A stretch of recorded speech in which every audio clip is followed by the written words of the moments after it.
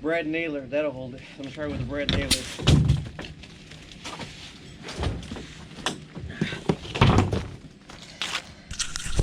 Dang it. I can't find my security wires to finish running the extra security camera that I was running back here.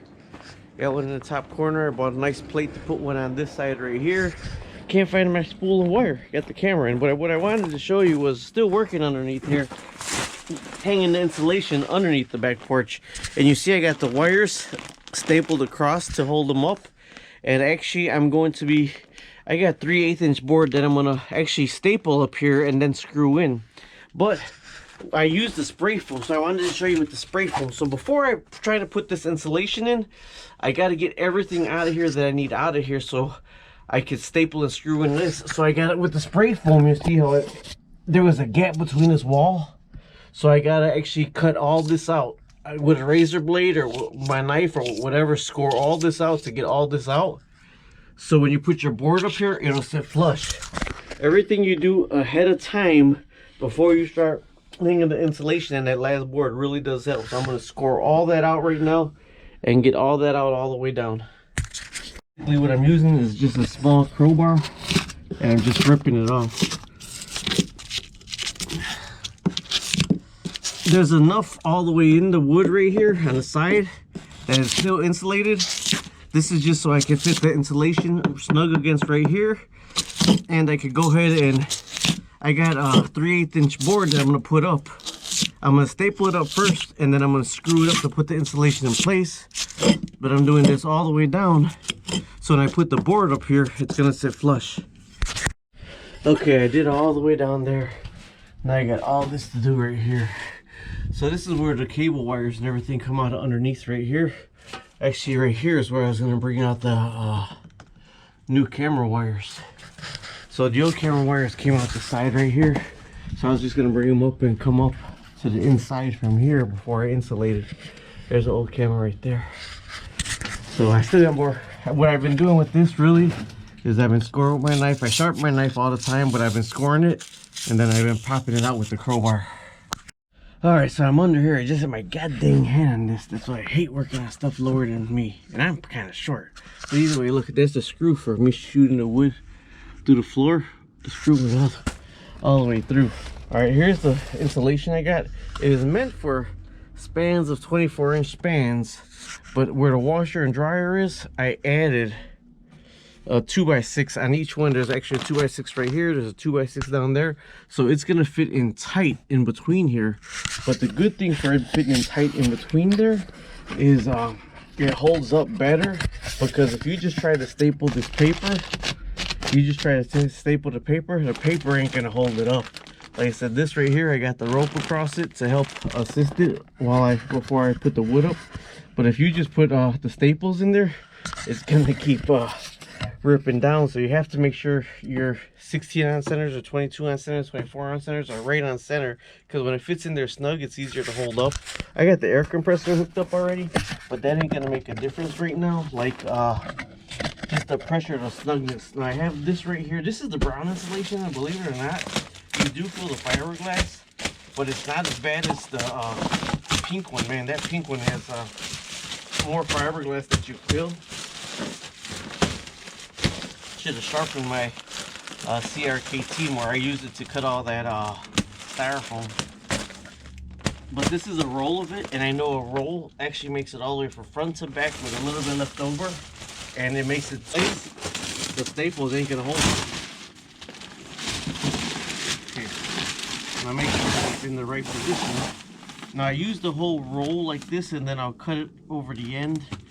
Let's see how I'm gonna go. I'm gonna go that way actually, because I'm gonna have to squeeze it between two joists. So I'm gonna have to pull it the length that I'm gonna need up between the joist.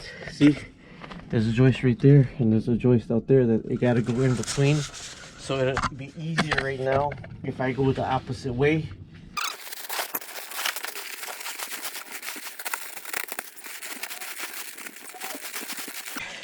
That's through one joist, and that's how I did it. Now I got the other joist over here. Now this joist got the box that's been here forever with the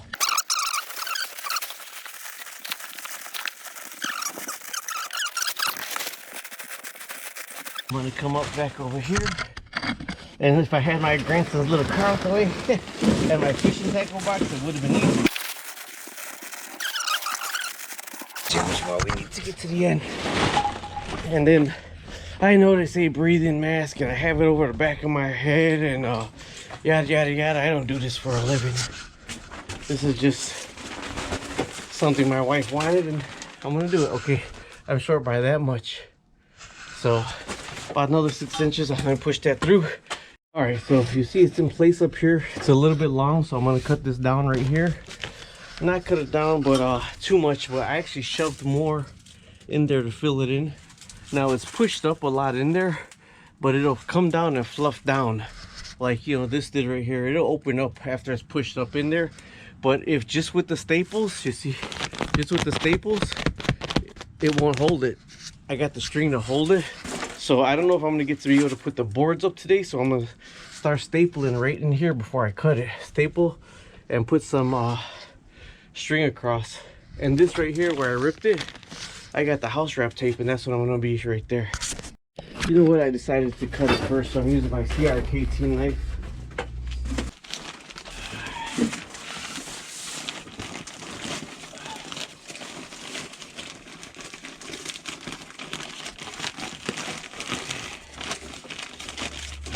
There.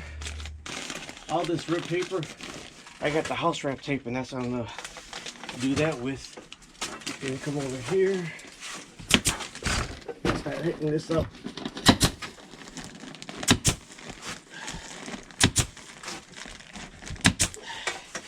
But like I said, by itself it's not gonna hold. You're gonna need the rope to hold it up, because by itself this isn't gonna hold.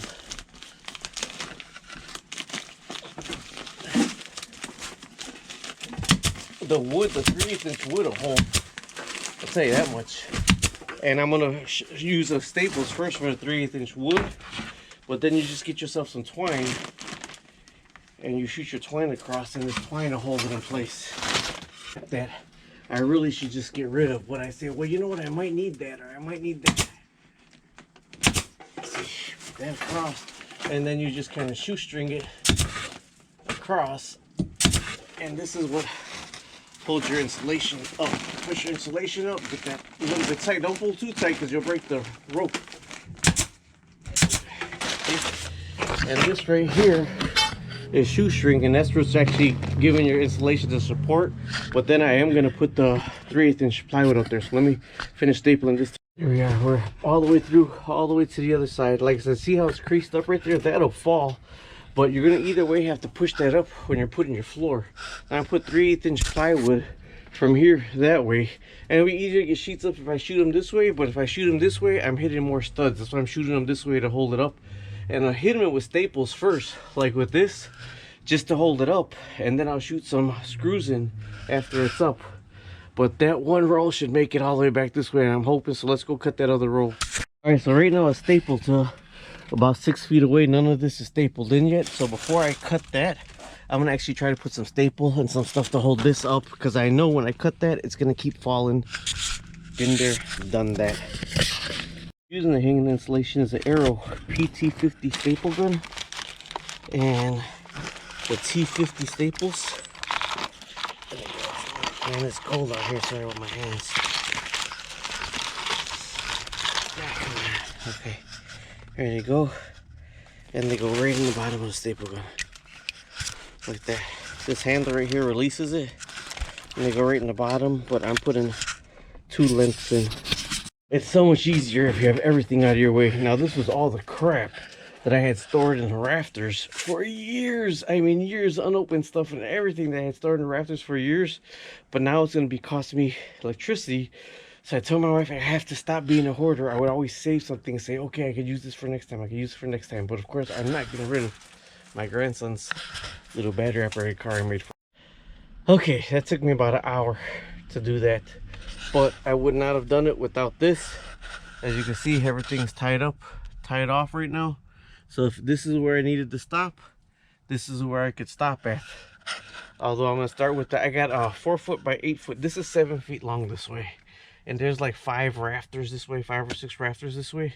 Now I can hang the boards long ways this way, but I choose to lay them this way so each board could go the whole length of the floor and hit into every rafter.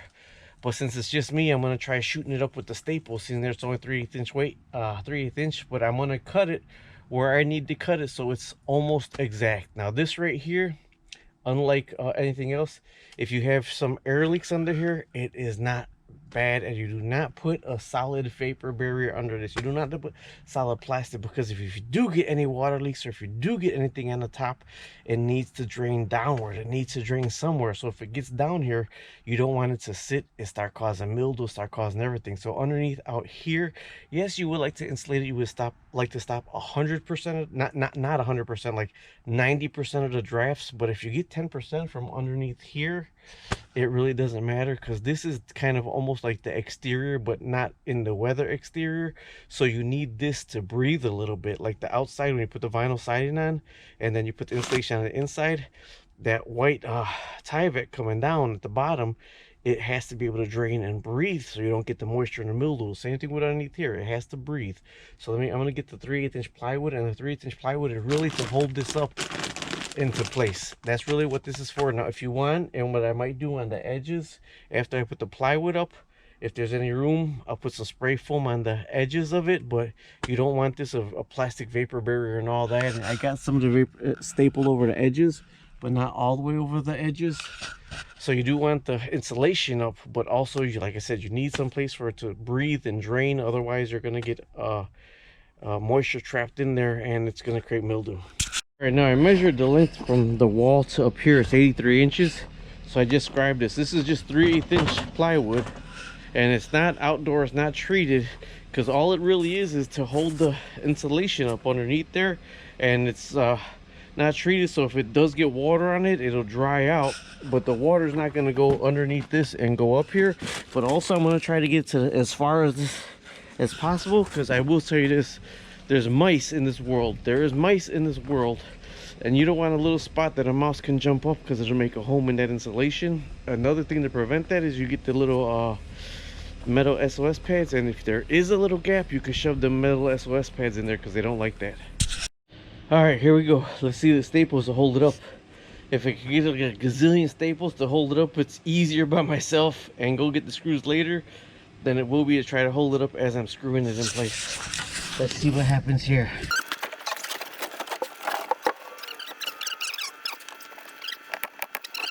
All right, Harbor Freight to the rescue again. This is a Harbor Freight brad nailer, and I did check, and the staples made it through, but they didn't go far enough through. They made it through all the way to wood, but with the insulation it's hanging some, so that's why they didn't go all the way through.